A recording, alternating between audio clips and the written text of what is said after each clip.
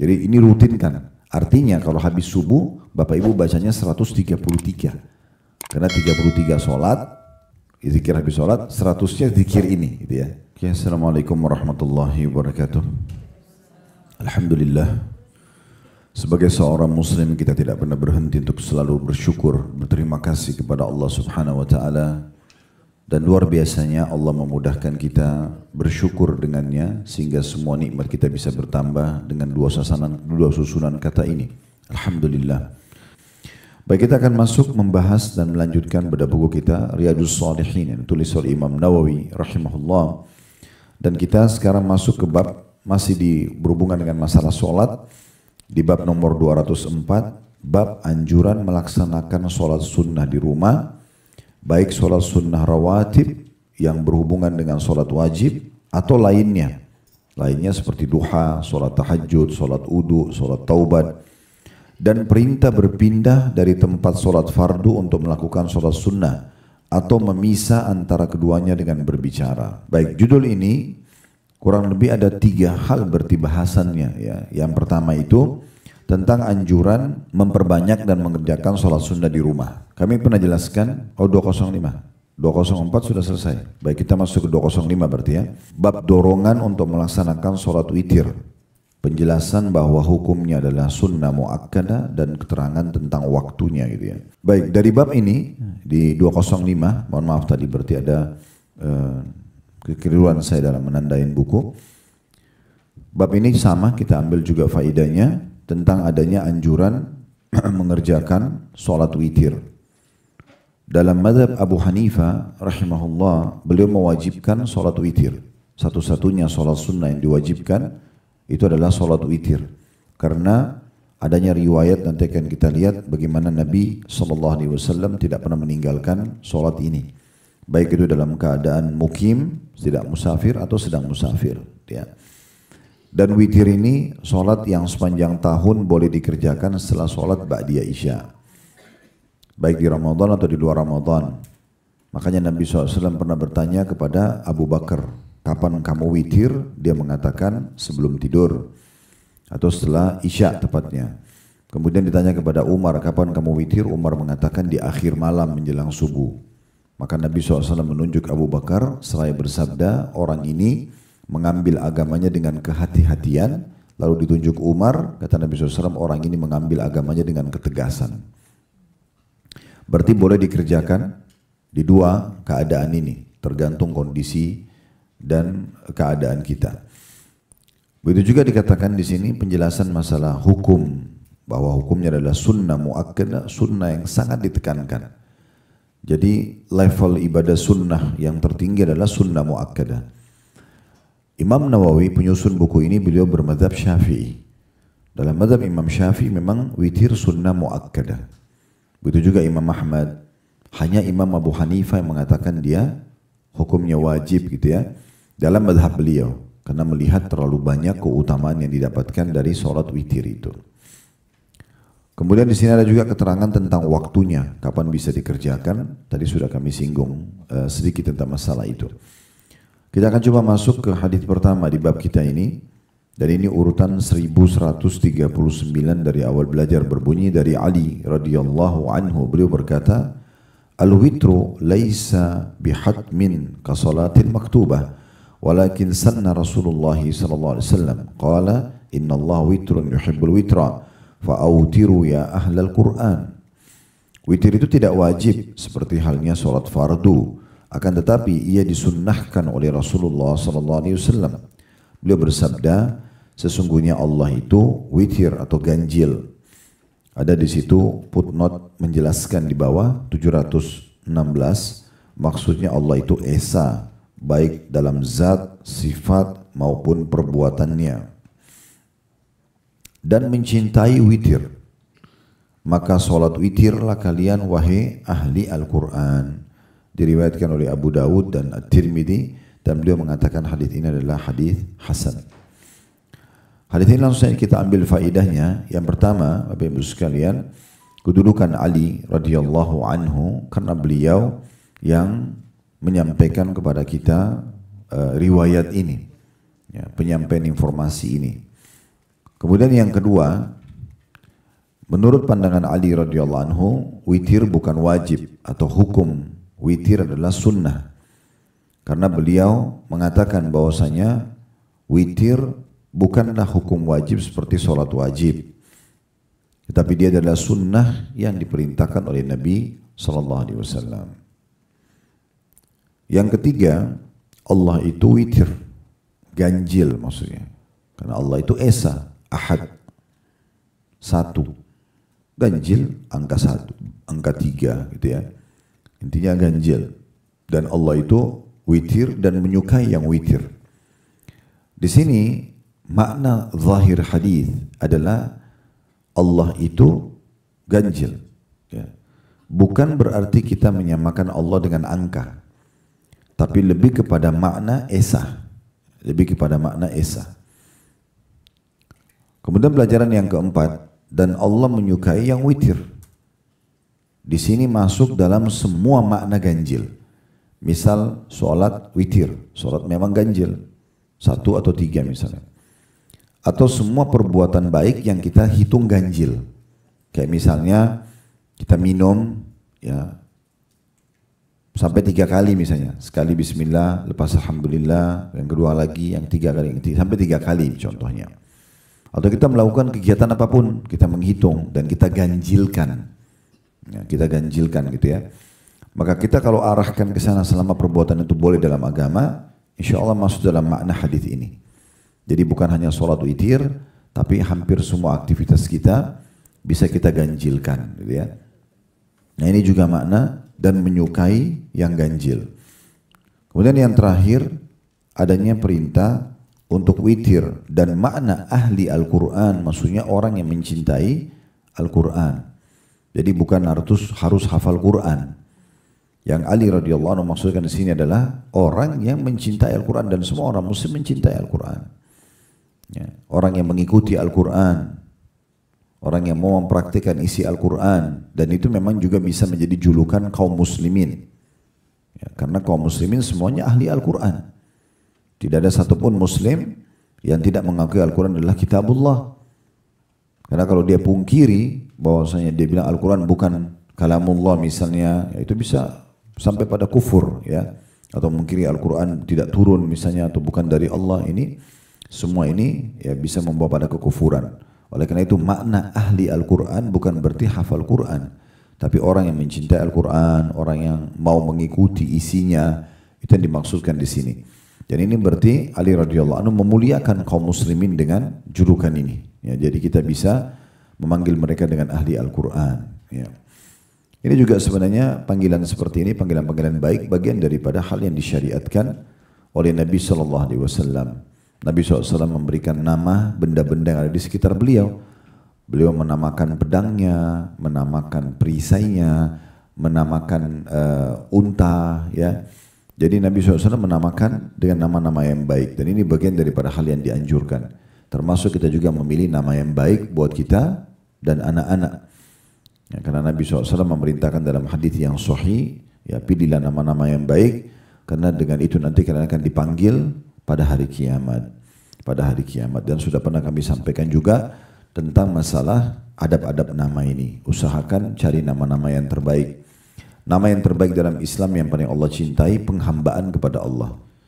Kalau laki-laki Abdun, misalnya Abdullah, Abdurrahman, Abdul Ghafur.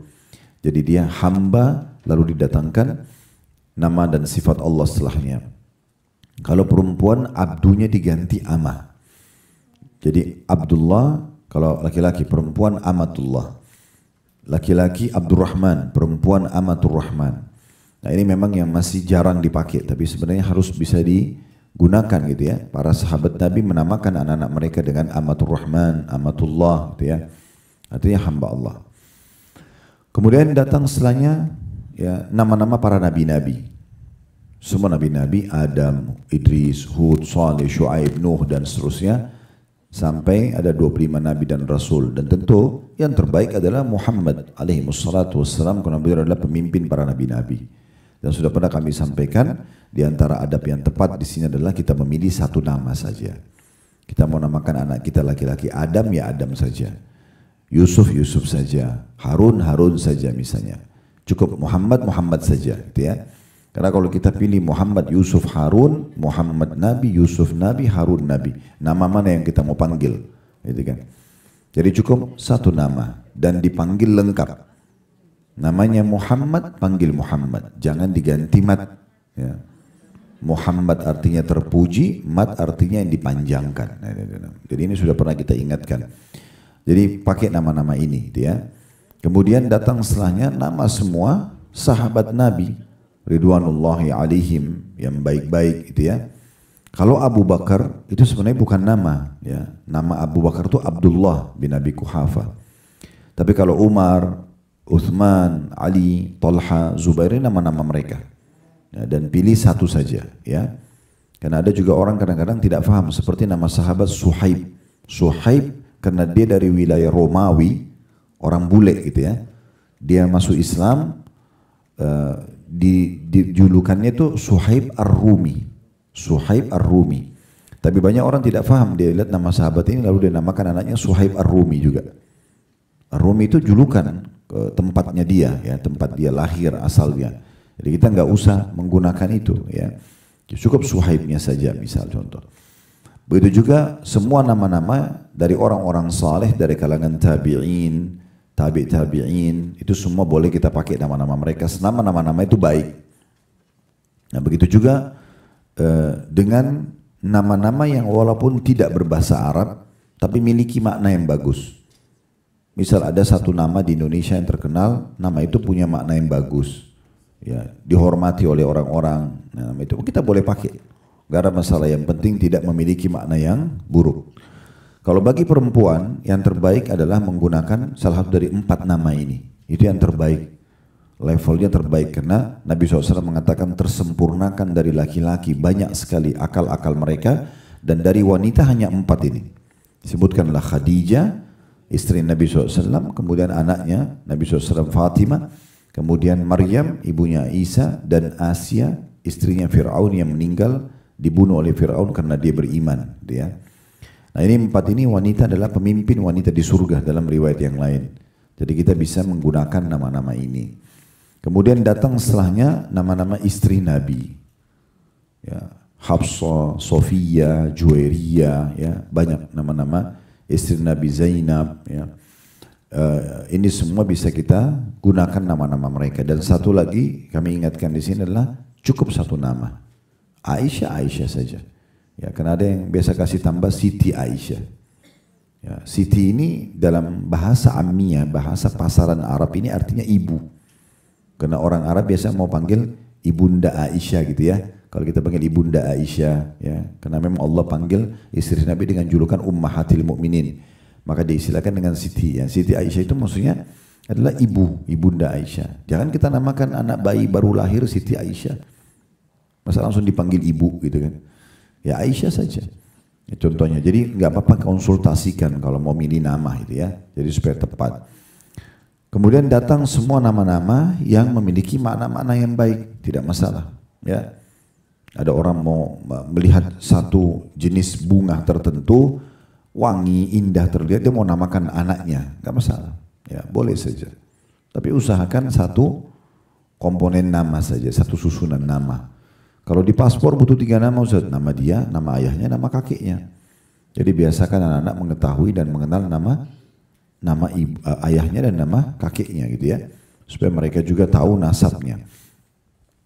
Dan kita harus menghindari semua nama-nama yang dilarang.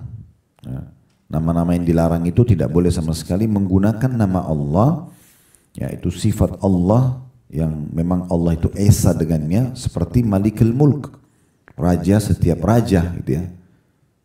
Kata Nabi SAW, sesungguhnya orang yang paling terhina dan paling dibenci oleh Allah adalah yang bernama Malikul Mulk. Karena tidak ada raja kecuali Allah. Ya. Kalau Malik saja nggak masalah. Ya.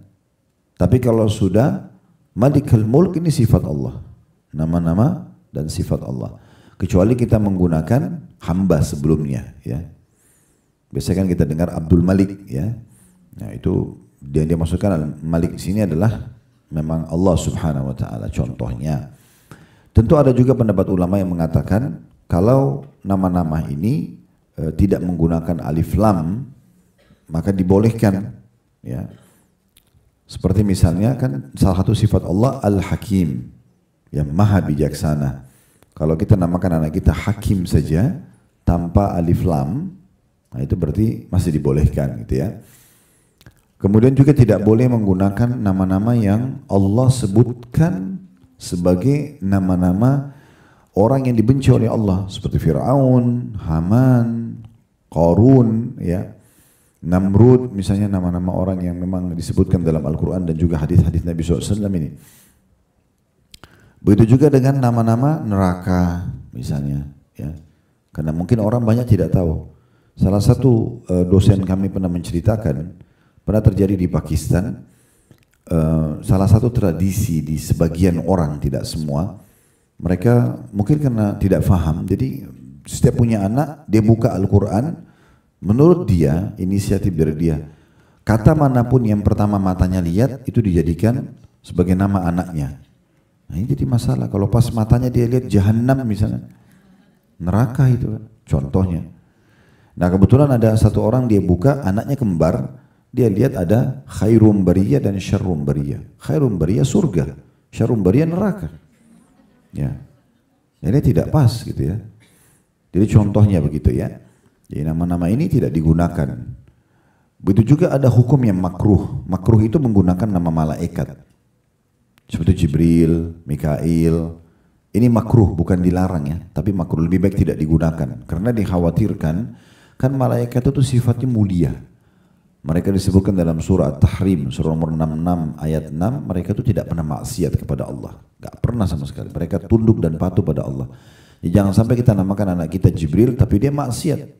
Contoh, atau ditangkap, tersebar Jibril di penjara karena narkotika. Wah ini masalah ini. Karena itu mencoreng gitu kan ya. Karena nama ini nama mulia sekali itu. Ini pemimpin para malaikat. Allah puji-puji dalam Al-Quran malaikat Jibril. Ya jadi lebih baik dihindari. Ya itu hukumnya makruh oleh sebagian ulama. Nah, ini nama-nama. Begitu juga nama-nama yang tersebar di masyarakat tidak baik. Itu juga makruh. Bisa memang ada nama yang tidak baik memang. Artinya orang kalau dipanggil itu dia ngerasa dia diejek. Itu jangan dipakai. Ya, jangan sengaja dipakai. Kayak misalnya orang tua melihat anaknya, sebenarnya namanya anaknya, contoh maaf kalau ada yang sama namanya, misalnya namanya Aisyah. Tapi karena anak ini gendut, lalu ibunya panggil gendut, dut misalnya. Nah sebenarnya ini kan bentuknya ejekan, karena dasarnya anak itu nggak mau dipanggil itu. Terbukti dia marah misalnya kalau dipanggil. Tapi mungkin orang tuanya niatnya ya bercanda. Nah ini sebaiknya dihindari semua hal-hal seperti ini, walaupun ini tidak dilarang. Dan saking Nabi SAW tidak suka dengan nama-nama buruk ini, sampai beliau pernah mau melewatin sebuah tempat. Ini pernah kami sampaikan di beberapa kesempatan yang lalu ya, tentang masalah hati-hati dengan nama-nama buruk ya. Karena Nabi SAW pernah mau melewatin sebuah tempat, jalan gitu, dihimpit dengan 2 gunung. Maka beliau bertanya dulu sebelum lewat pada para sahabat. Diberhentikan semua oleh Nabi SAW. Nabi bilang, siapa yang tahu nama 2 gunung ini? Ada sahabat mengatakan, ya Rasulullah, di sebelah kanan anda ini namanya mukhzi, penghina. Ya ada orang iseng namakan begitu.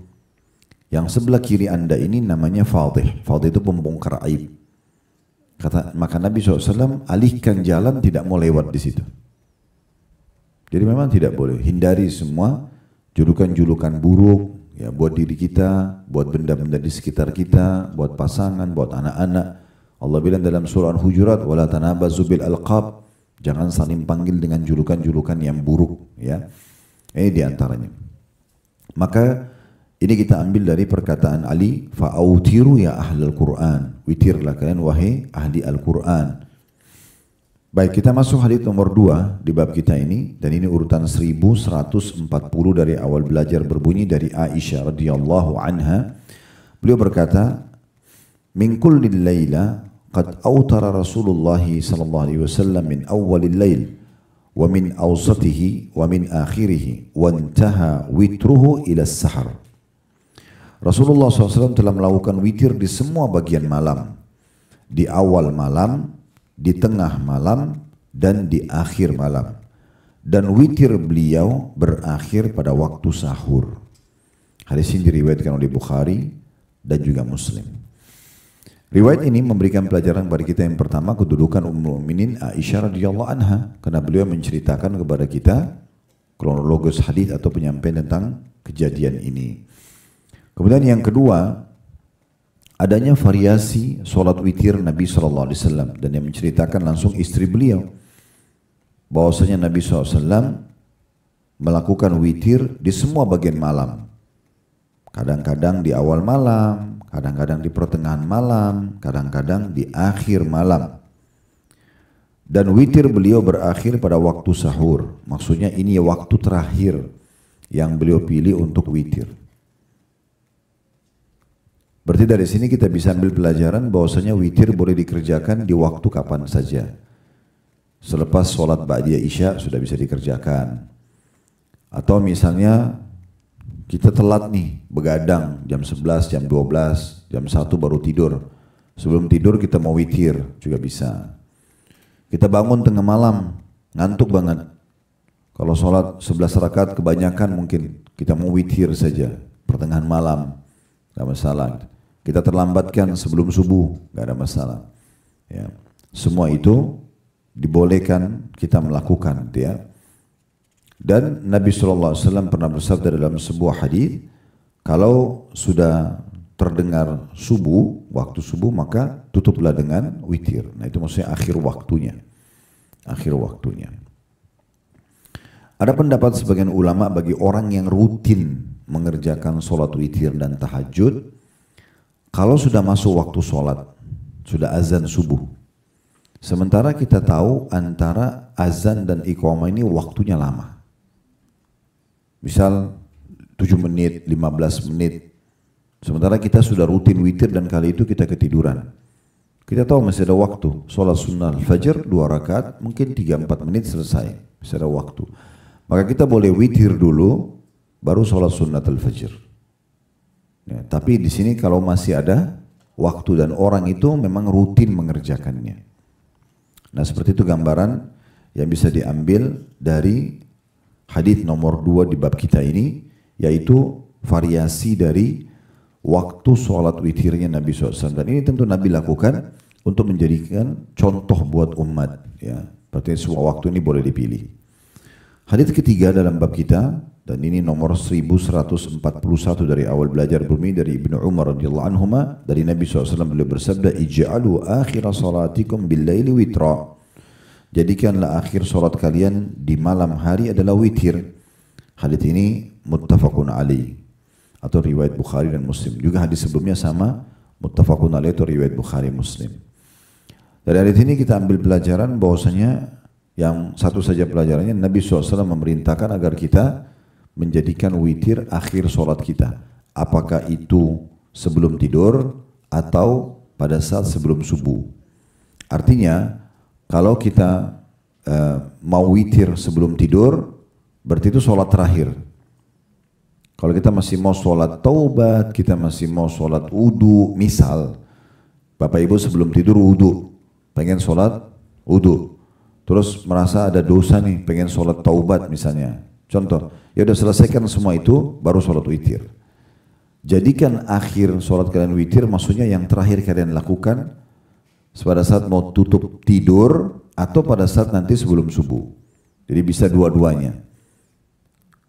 Nah, cuma memang ada hadis Nabi SAW yang berbunyi la witraini fi lailah, tidak ada 2 witir dalam satu malam. Artinya kalau sudah kita witir sebelum tidur, nanti kalau bangun tengah malam mau sholat tahajud tanpa witir. Sudah tanpa witir, gitu ya, karena sudah ditutup dengan witir malam. Ya. Itu yang dimaksudkan dengan hadis ini. Hadis setelahnya, hadis keempat, ini urutan 1142 dari awal kita belajar, berbunyi dari Abu Sa'id al-Khudri radhiyallahu anhu bahwa Nabi SAW bersabda, "Autiru qabla an tusbihu." Berwitirlah sebelum kalian masuk atau sebelum kalian memasuki waktu subuh. Diriwayatkan oleh Imam Muslim. Riwayat ini menguatkan riwayat sebelumnya tadi, riwayat nomor 2 di bab kita, nomor 1140, di mana Aisyah mengatakan dan Nabi SAW melakukan yang terakhir waktu witirnya adalah sebelum subuh. Jadi ini anjuran Nabi SAW. Artinya kalau sudah masuk subuh atau sebelum masuk subuh sedikit, maka waktu witir yang terbaik. Hadis selanjutnya masih mirip-mirip dengan ini, nomor 1143 dari awal belajar, dan ini hadis nomor 5 di bab kita. Masih dari Ummul Mukminin Aisyah radhiyallahu anha, anna Nabiy sallallahu alaihi wasallam kana yusalli salata bil-lail wa hiya mu'taridatun baina yadayhi, fa idza baqiya al-witru aw kadha fa awtarat. Aikadhaha fa'autarat. Bahwa Nabi SAW melakukan sholat malam sedangkan Aisyah melintang di hadapan beliau. Maka apabila tinggal witir, beliau membangunkan Aisyah lalu dia pun sholat witir. Maksudnya Aisyahnya sholat witir. Diriwayatkan oleh Imam Muslim. Dalam satu riwayat milik Imam Muslim yang lain, فَإِذَا بَقِيَ الْوِتْرُ قَالَ قُومِي فَأَوْتِرِي يَا Aisyah. Apabila tinggal witir, maka Nabi SAW bersabda, bangunlah dan sholat witir wahai Aisyah. Diriwayatkan oleh Imam Muslim. Dua buah riwayat ini memberikan pelajaran kepada kita. Yang pertama, kedudukan Aisyah radhiyallahu anha. Sekali lagi, kita selalu ingatkan di kelas kita ini, kalau ada sahabat yang menjadi penyebab menceritakan kronologis hadis, kita mengatakan itu keutamaan beliau secara khusus. Karena di sini Aisyah menceritakan tentang kejadian beliau sama suaminya Nabi SAW. Kemudian pelajaran yang kedua, bahwasanya ya, disunnahkan dan dianjurkan suami istri untuk saling membangunkan sholat. Membangunkan sholat ini sejalan juga dengan hadis yang lain. Hadis ini perlu kita terapkan, walaupun cuma sekali seumur hidup. Kalau bisa sering lebih bagus gitu ya. Karena semua hadis-hadis Nabi SAW yang hukumnya sunnah ini kita terapkan walaupun cuma sekali. Jadi di buku amal kita tercatat. Kata Nabi SAW, semoga Allah merahmati seorang suami yang terbangun tengah malam, pada saat dia mau sholat dia bangunkan istrinya. Kalau istrinya nolak dipercikkan air. Kemudian semoga Allah merahmati seorang istri yang kalau dia mau bangun sholat malam, maka dia bangunkan suaminya. Kalau suaminya nolak maka dipercikkan air. Dan kalau keduanya, lanjutan hadisnya, bangun dan sholat bersama-sama. Jadi bukan sholat sendiri-sendiri, sholat bersama-sama, maka keduanya akan dicatat sebagai orang yang banyak berzikir kepada Allah. Nah, itu tuh keutamaan yang luar biasa, ya. Keutamaan yang luar biasa karena orang hanya sholat bersama suami istri, maka dicatat sebagai orang yang banyak berzikir. Mungkin dia tidak terlalu banyak berzikir, tapi mendapatkan keutamaan ini, gitu ya. Oleh karena itu ini jangan disia-siakan. Bila Allah Subhanahu wa taala masih mudahkan memiliki pasangan, maka kita menggunakan. Dan ini yang digambarkan kalau mau bicara masalah keromantisan ini, romantis yang sebenarnya, ya. Bagaimana orang beribadah bersama-sama gitu. Itu juga diambil di sini dari perbuatan Nabi SAW kepada Aisyah. Kalau tinggal witir, maka beliau membangunkan Aisyah. Perlu kita luruskan juga dan jelaskan di sini, Nabi SAW dalam beberapa riwayat juga membangunkan istri beliau, tapi bukan harus witir. Di sholat malam. Ada kemungkinan hadis yang Aisyah sampaikan ini adalah satu kejadian dalam hidup beliau, bukan berarti rutinitas. Jangan difahami bahwasanya Nabi selalu sholat malam sendiri, baru nanti kalau mau witir baru Nabi bangunkan Aisyah. Tapi ini adalah kasuistik. Ini terjadi 1-2 kali mungkin dalam hidup Aisyah, di mana beliau menceritakan, saya pernah masih tidur, Nabi sholat malam, dan pada saat sudah mau witir, Nabi bangunin saya seraya mengatakan, witirlah wahai Aisyah. Kenapa kita katakan ini adalah kasuistik? Karena memang hadis tadi yang kita sebutkan sebelumnya, kalau semoga Allah merahmati suami yang bangun malam dan semoga Allah merahmati istri, ini kan Nabi yang memotivasi untuk sholat bersama-sama. Berarti di sini mungkin ada kemungkinan Nabi SAW melihat Aisyah dalam kondisi letih atau mengantuk berat, sehingga Nabi SAW memberikan peluang buat dia untuk dia ya istirahat. Tapi tetap saja karena kedudukan witir penting, maka Nabi tetap bangunkan minimal witir. Karena witir minimal 1 rakaat. Makanya Nabi SAW tetap bangunkan, bangunlah wahai Aisyah witir. Jadi walaupun cuma 1 rakaat sholatlah. Berarti kan ini kasuistik ya. Sementara Aisyah sendiri adalah wanita salihah yang saya yakin tidak mungkin luput dari beliau sholat malam gitu ya. Tapi ini kasuistik terjadi. Jadi jangan sampai diambil riwayat ini lalu mengatakan, oh Nabi sholat sendiri. Ya nanti suami saya biarin sholat. Nanti aja ya kalau sudah mau witir baru bangunin saya. Karena saya baca hadisnya Aisyah dibangunin itu pada saat mau witir. Ini kasuistik. Ya. Ini sekali atau dua kali, bukan sesuatu yang rutin Nabi lakukan membangun hanya witir. Mirip kalau ingat juga tentang kasus Ramadan. Hadis-hadis yang luar biasa. Siapa yang mendirikan malam Ramadan karena keimanan dan mengharapkan pahala maka akan diampuni dosanya yang telah lalu. Ini enggak mungkin luput dari para ummahatil mukminin, para istri-istri Nabi yang mulia, gitu ya. Mereka pasti selalu menjaga itu. Dan yang paling banyak menukil tentang sholat Nabi SAW di rumah, terutama sholat malam adalah Aisyah radhiyallahu anha. Ya, beliau paling banyak menukil. Ini riwayat tentang witir. Tapi banyak riwayat-riwayat yang lain yang menceritakan tentang tata cara sholat Nabi SAW dan yang lainnya itu dinukil dari Ummul Mukminin Aisyah radhiyallahu anha. Kemudian itu pelajaran yang tadi kita ambil yang kedua ya. Bahwasanya pentingnya suami istri saling membangunkan dan mengingatkan dalam sholat malam. Ini juga bisa ditarik Bapak Ibu sekalian ke semua jenis ibadah. Walaupun ini bicara tentang sholat malam, tapi kita bisa tarik ke sholat duha, sholat qobliyah, sholat ba'diyah, gitu kan, sholat wudu, puasa sunnah, zikir pagi petang, baca Quran, sedekah, pokoknya apa saja saling mengingatkan dengan pasangan, ya, sehingga sama-sama bekerja sama dalam kebaikan. Karena kita ini dalam rumah tangga seperti satu tim, ya, sama-sama mengerjakan, ya, karena tangan tidak mungkin bisa bertepuk sebelah, gitu ya. Artinya Allah sudah jadikan kita berpasangan, maka kita harus sama-sama saling mendukung, ya. Jangan ibu sibuk puasa Senin Kamis tapi ibu nggak pernah ingatin suaminya, sehingga suami nggak pernah puasa, atau suami melakukan tapi tidak pernah ingatkan istrinya misalnya, atau salah satunya sibuk dengan zikir pagi, lalu kemudian dibiarkan pasangannya sibuk dengan yang lain, padahal sebenarnya bisa diajak sama-sama, ya, untuk melakukan ibadah ini. Tentu sambil kita doakan supaya mereka dan kita ini maksudnya suami istri bisa tetap konsisten. Ini juga berlaku pada orang tua pada anak, anak pada orang tua, teman sama temannya, saudara sama saudara, semua ini berlaku hal yang sama. Pelajaran yang ketiga, ya, pentingnya juga seseorang peduli dengan sholat witir itu sendiri. Ya, ini karena kita bahas tentang bab witir, ya.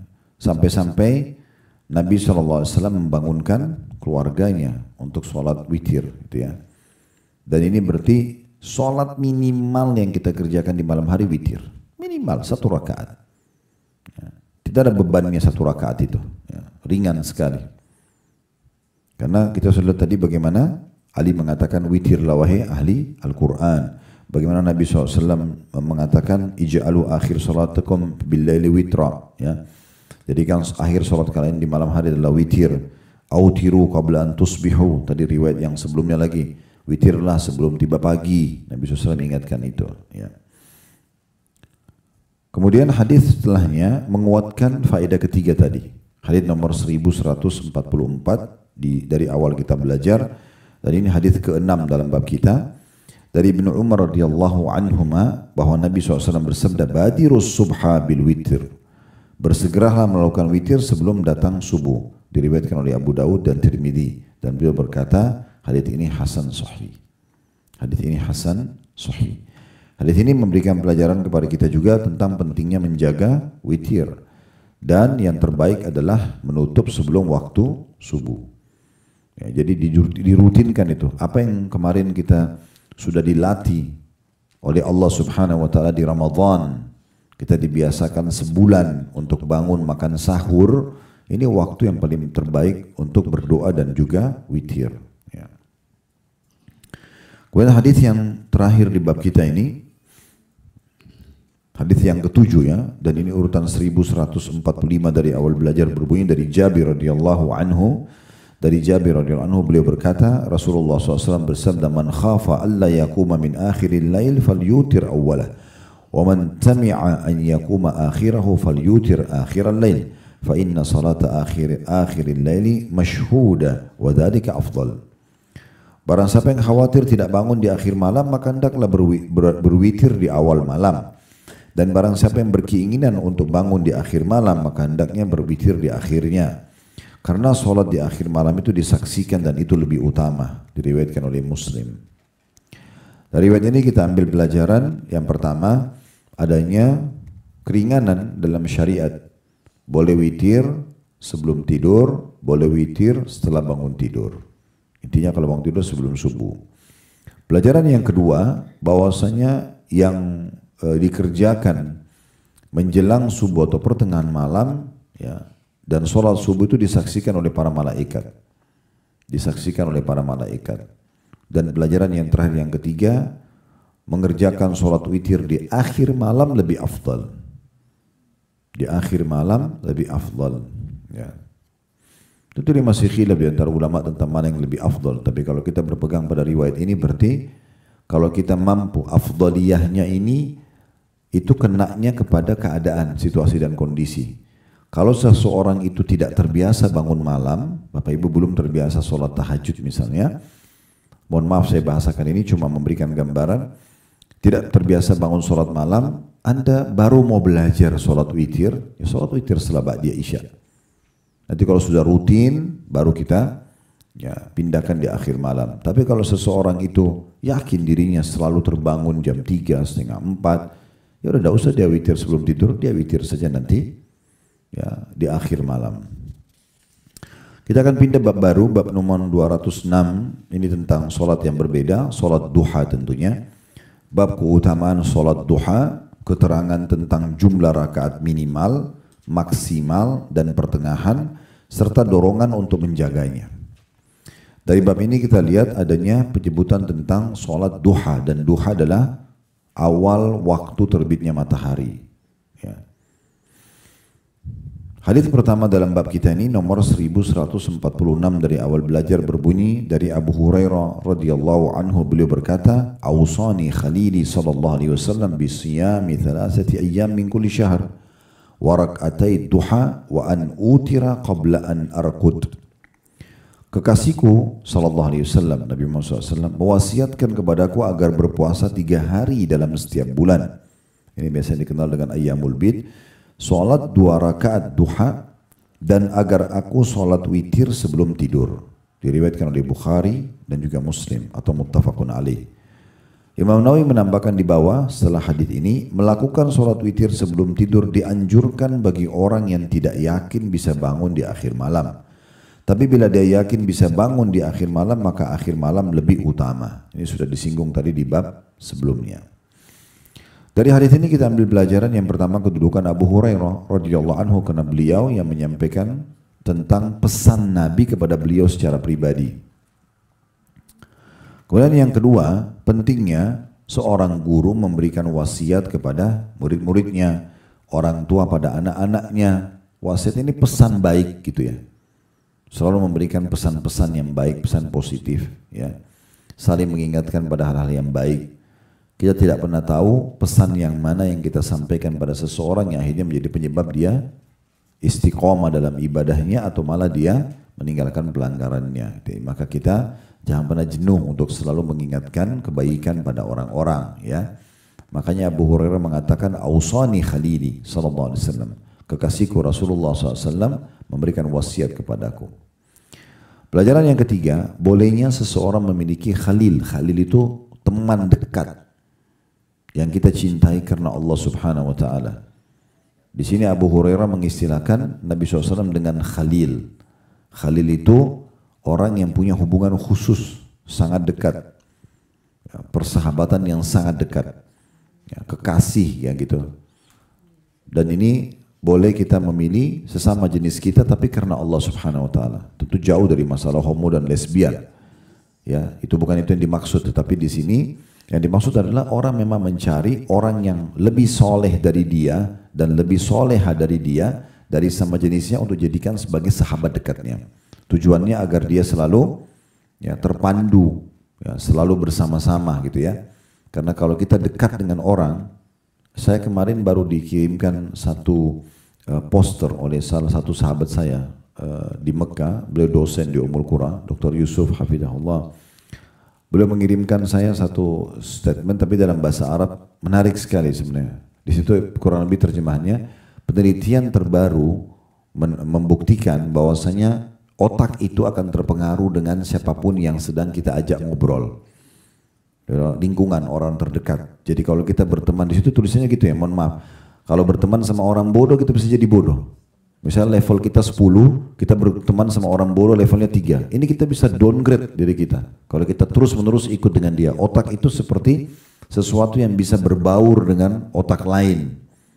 Makanya kita mudah sekali terpengaruh dengan ucapan orang, ajakan orang, penawaran orang. Nah, itu harus hati-hati. Makanya kita harus mencari khalil ini, orang yang dekat, orang yang lebih berprestasi daripada kita. Lebih baik imannya, lebih baik ilmunya, lebih baik amal solehnya, supaya kita terpengaruh. Tujuannya untuk itu. Ya. Makanya kita harus mencari orang-orang yang tepat. Sebagaimana kita kalau duduk sama orang-orang yang baik, kita pasti akan terpengaruh. Pasti akan terpengaruh ya. Walaupun mungkin di awal-awal kita berteman dengan mereka, misalnya, maaf Bapak Ibu baru ikut kajian misalnya, belum terlalu banyak mengetahui misalnya, tapi kita berteman sama teman-teman yang sudah 10 tahun di kajian, mungkin cara ngobrolnya kita masih kikuk gitu ya, karena mereka sudah bicara tentang sebab turunnya ayat, sebab urutnya hadis, membicarakan tentang sebuah hukum yang mungkin kita belum pernah dengar. Tidak masalah, nanti lama-lama adaptasi. Sebagaimana juga orang kalau masuk dalam sebuah pintu kemaksiatan sama. Ya. Paling awalnya dia adaptasi dulu. Mungkin ada bahasa-bahasa gaul yang dipakai yang dia tidak faham, tapi lama-lama dia adaptasi. Memang begitu. Ya. Maka kita harus fahami poin-poin seperti ini. Nah ini yang pelajaran yang ketiga tentang bolehnya dan dianjurkannya seseorang memiliki teman dekat yang itu teman lebih baik daripada dia. Sehingga dia bisa mendapatkan manfaat-manfaat ilmu, penambahan iman, ya, atau bahkan temannya bisa mengontrol dia, mengawasi dia supaya dia jangan salah, ya. Berapa banyak orang yang kena bersahabat dengan orang-orang saleh, kemudian temannya itu bermimpi kalau si fulan ini melakukan satu perbuatan salah, dan pada saat ditanya, apa kamu sudah melakukan perbuatan salah? Kok saya mimpi begini ya? Ternyata betul terjadi. Itu benar terjadi gitu ya. Dan contoh saja, atau dia lihat satu perbuatan mungkar, atau kita tiba-tiba lemas, malas dalam ibadah, lalu dia datang, kenapa kamu malas? Ayo kita semangat, yuk kita pergi lagi. Nah itu kan memotivasi kita untuk melakukan ketaatan. Nah itu manfaatnya besar. Sebagaimana bahayanya teman-teman buruk ya. Udahlah kamu nggak usah terlalu alim, nanti kamu ini loh, nanti kamu stres, nanti kamu macam-macam. Itu bisa kan mempengaruhi kita. Nah, pelajaran yang keempat, adanya anjuran untuk menjaga puasa 3 hari setiap bulannya. 3 hari setiap bulan yang dikenal dengan Ayyamul Bid, dan yang ini tentu bukan bahasanya di sini ya. Kalau tidak salah pernah kita bahas itu, tapi atau mungkin ke depannya ada di bab puasa gitu ya.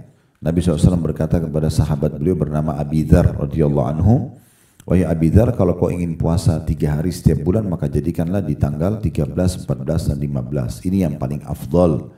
Dan sudah pernah kita jelaskan, kalau Bapak Ibu tidak bisa, boleh pilih hari-hari mana, tanggal berapa saja 3 hari, misalnya 1, 2, 3, 7, 8, 9 gitu ya.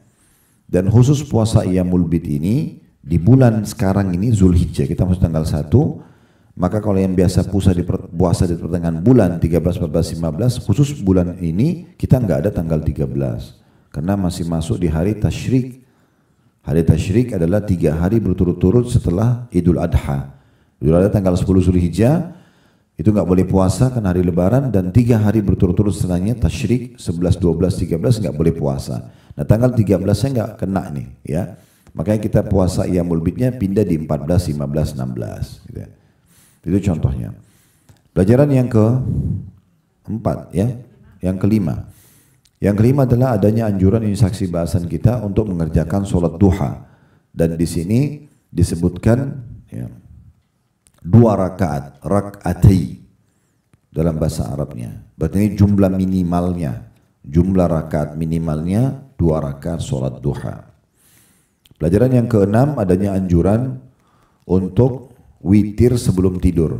Dan Imam Nawawi tadi sudah kita bacakan, setelah menyebutkan lafaz hadits ini beliau mengatakan, dan ini tergantung kondisi dan keadaan. Kalau orang itu dia khawatir tidak bangun malam, lebih afdol dia witir sebelum tidur. Kalau dia yakin bisa bangun, maka lebih afdol di akhir malam. Ya.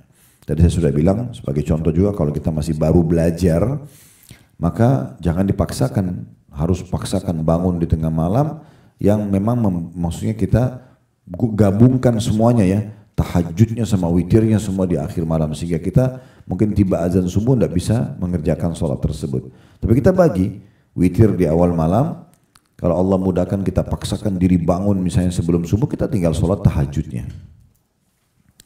Hadits kedua di bab kita ini, dan ini urutan 1147 dari awal belajar bumi, dari Abi Dzar radhiyallahu anhu dari Nabi SAW. Beliau bersabda, yusbihu ala kulli sulama min ahadikum sadaqah, fa kullu tasbihatin sadaqah, wa kullu tahmidatin sadaqah, wa kullu tahlilatin sadaqah, wa kullu takbiratin sadaqah, wa amrun bil ma'rufi sadaqah, wa nahyu anil munkari sadaqah, wa yujzi'u min dzalika rak'atani yarka'huma min ad-duha.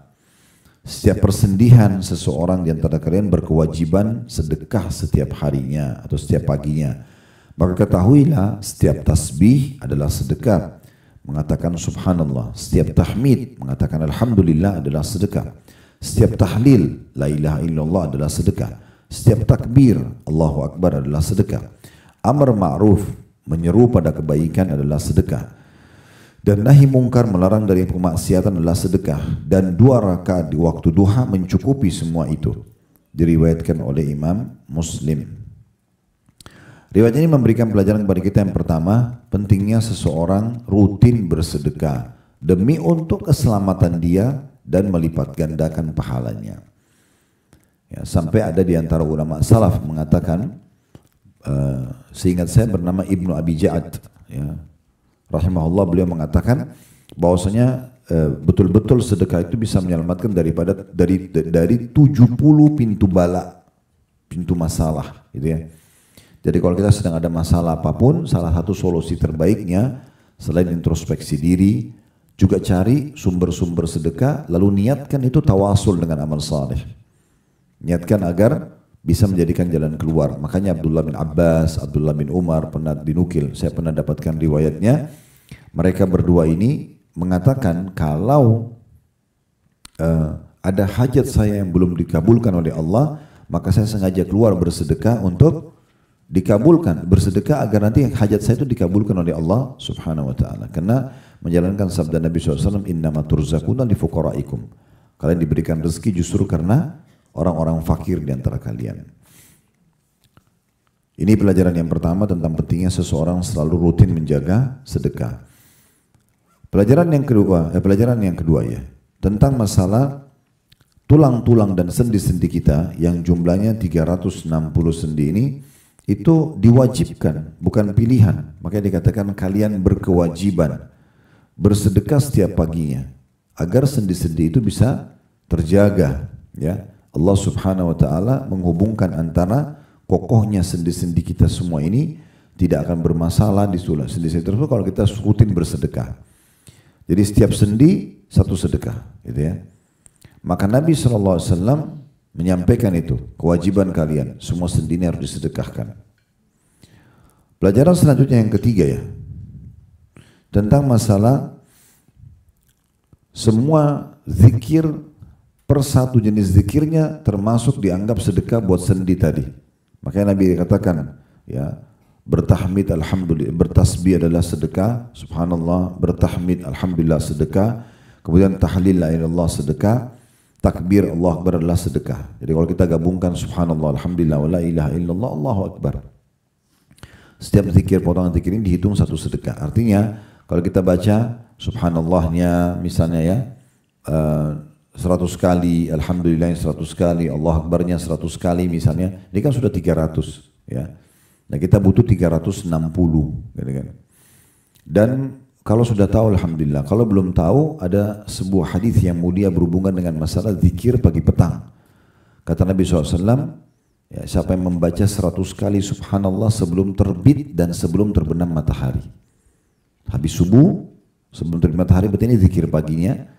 Dan habis asar sebelum terbenam matahari. Membaca subhanallah 100 kali itu lebih baik daripada bersedekah dengan 100 ekor unta. Jadi ini rutinkan. Artinya kalau habis subuh, Bapak Ibu bacanya 133. Karena 33 sholat, zikir habis sholat, 100-nya zikir ini gitu ya. Boleh dipisah juga, nggak masalah. Kemudian siapa yang membaca Alhamdulillah 100 kali sebelum terbit dan sebelum terbenam matahari, lebih baik daripada bersedekah dengan 100 ekor kuda untuk berperang di jalan Allah. Ini 100 ekor kuda yang lengkap dengan semua perlengkapan perangnya di jalan Allah. Hanya baca Alhamdulillah 100 kali. Ini dibaca 100 pagi, 100 sore. Syaratnya ya tadi, sebelum terbit matahari kalau pagi, sebelum terbenam kalau sore. Kemudian siapa yang membaca Allahu Akbar 100 kali sebelum terbit matahari dan sebelum terbenam matahari, maka lebih baik daripada membebaskan 100 budak dari keturunan anak Ismail. Kemudian kata Nabi SAW, dan siapa yang membaca La ilaha illallah wahdahu la syarika lah lahul mulku wa lahul hamdu wa huwa ala kulli syai'in qadir 100 kali, sama di pagi hari 100 dan di sore hari 100 kali sebelum terbit dan sebelum terbenam matahari, maka dia akan datang pada hari kiamat membawa pahala. Tidak ada orang yang menyamai pahala dia kecuali orang yang berbuat seperti dia atau lebih. Ini masuk dalam zikir pagi petang gitu ya. Ini contohnya. Jadi tasbih, tahlil, tahmid semua ini kita bisa jadikan sebagai pembebas sendi-sendi kita.